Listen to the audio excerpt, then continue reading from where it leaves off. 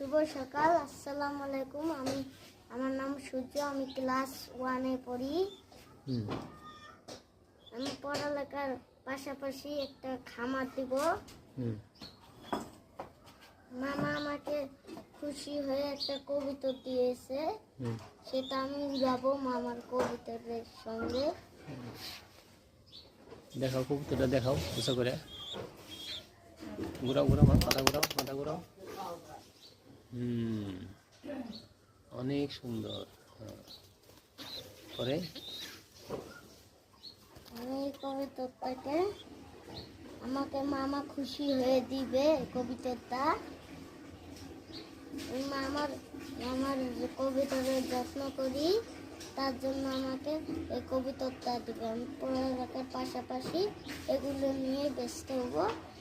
আর আমার এই হাতের সমস্যা থেকে আমি তার জন্য কিছু করতে পারি না এই হাত দিয়ে।